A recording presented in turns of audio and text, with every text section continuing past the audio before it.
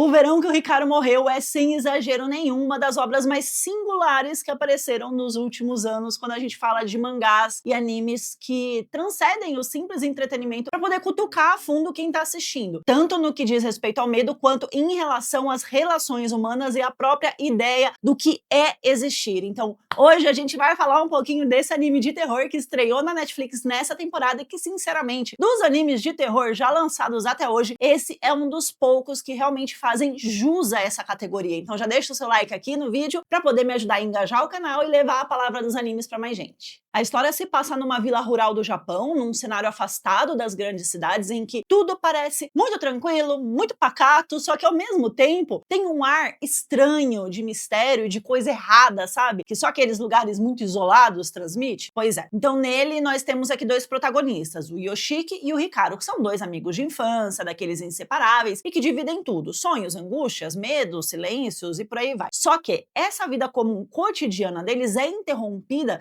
de uma forma brutal que no começo parece até banal. O Hikaru se perde nas montanhas durante o verão e quando ele volta, alguma coisa nele tá muito diferente. O Yoshiki, como é muito próximo dele, percebe que tem uma estranheza no ar, mas de uma forma quase imperceptível para a maior parte das pessoas. Só quem conhece o outro muito no íntimo consegue sentir, sabe? Então, na verdade, o que acontece é que o Hikaru morreu lá na montanha, mas um ser desconhecido invadiu o corpo dele, tendo acesso a todas as suas memórias, e esse ser passa a viver como se fosse o Hikaru. Esse é o gatilho para uma história que vai brincar o tempo todo com o conceito de identidade, do que é real e do que é só projeção dos nossos próprios medos e desejos. Então, quando o Yoshiki começa a perceber que o Hikaru que voltou não é o mesmo Hikaru que ele conhecia, isso se torna aterrorizante e fascinante ao mesmo tempo. E logo nesse início a obra já propõe de cara a primeira camada filosófica da história, que é: quem é você quando a pessoa mais próxima que você tem parece ter mudado de uma forma que não tem como explicar racionalmente? Até onde vai o nosso apego ao outro, mesmo quando a lógica grita de que alguma coisa ali tá muito errada? Só que, na minha opinião, O Verão que o Hikaru Morreu é, antes de tudo,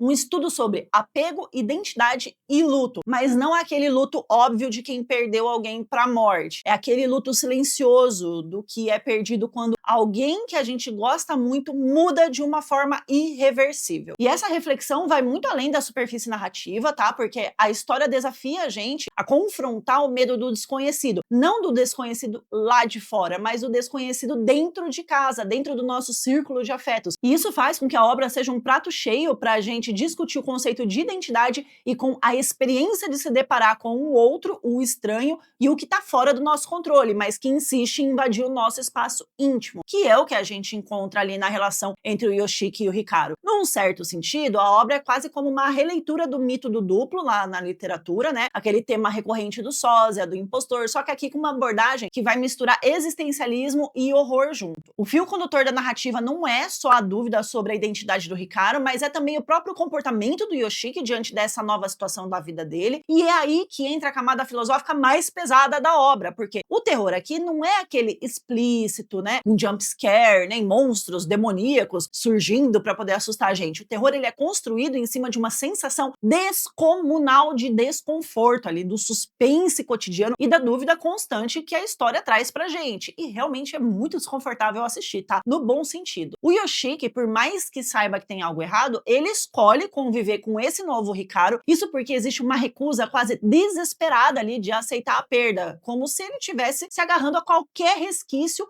do amigo, mesmo sabendo lá no fundo que aquilo é só uma sombra do que existia antes. Isso vai se conectar diretamente com a psicologia do luto, porque negar a perda é uma das fases clássicas desse processo. E aqui a obra escancara isso de uma forma muito cruel. Só que tá bem realista, tá? Porque na maior parte das vezes, mesmo a gente percebendo que a pessoa não é mais a mesma, a gente aceita o terror de conviver com um novo estranho só para não ter que encarar o vazio da ausência dessa pessoa na nossa vida. E eu acho importante ressaltar que na psicologia, o luto, ele não se dá só na situação da morte de alguém, tá? Mas de perda em geral. Então você pode passar pelo luto quando um relacionamento com quem você ama muito termina, quando você rompe uma amizade de muitos anos, quando você perde um emprego, tá? Essas são várias facetas do luto que a obra explora. Só que essa dinâmica entre negação e aceitação é o que faz com que o clima psicológico da obra passe a ser ali completamente sufocante, porque a gente sente a mesma agonia que o Yoshiki passa, e essa ausência de respostas objetivas e claras, faz com que a tensão psicológica só aumente mais, vai criando uma espécie de horror existencial em que o maior medo não é do que tá lá fora, mas é do que tá acontecendo dentro da mente dos próprios personagens ali. E todo esse trabalho incrível se dá, obviamente, pela construção da narrativa, que é muito bem feito, mas também pelo trabalho da ambientação e da construção da atmosfera que o anime traz pra gente. Então, o cenário rural, com campos abertos, florestas densas, né, os silêncios longos, vão formando um conjunto de coisas que amplificam essa sensação de isolamento e de estranheza ali pra gente. A gente não tem multidão, não tem barulho de cidade grande, então é tudo muito sutil, quase minimalista, e isso faz com que cada pequeno ruído, cada sombra, cada silêncio sejam carregados de expectativas e que tenham um peso absurdo na narrativa. A paisagem também se torna um personagem à parte, porque ao mesmo tempo que transmite calma, também esconde ameaças invisíveis. Então, é um ambiente onde o natural e o sobrenatural se misturam o tempo todo e a gente nunca sabe o que a gente pode esperar daquilo. Além disso, o uso da luz, do calor insuportável do verão, do cansaço que o sol provoca, tudo isso vai contribuir para criar uma experiência sensorial bem imersiva, né? Transformando o calor sufocante do verão japonês, que vai virar uma metáfora ali para o próprio sufoco emocional dos personagens, em especial o do Yoshiki, que tá bem intimamente ligado com esse novo desconhecido Hikaru ali. Então, até o ritmo da história, que mescla cenas lentas de contemplação com momentos de tensão pura, vai criando ali uma sensação de desconforto permanente enquanto a gente assiste. Nunca passa essa sensação. E aí, no final das contas, o verão que o Hikaru morreu não é só mais uma história de terror, mas é uma história sobre medo, sobre o amor levado ao extremo e sobre a dificuldade de aceitar que tudo muda,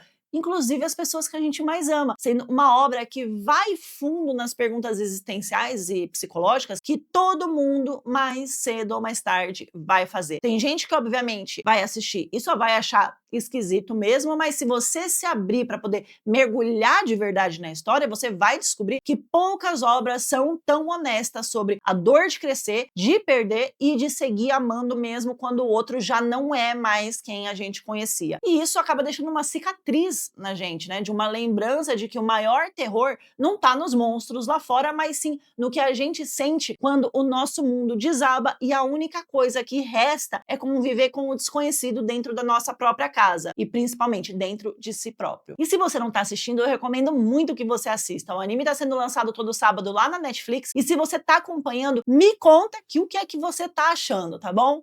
Beijos, até o próximo vídeo. Tchau!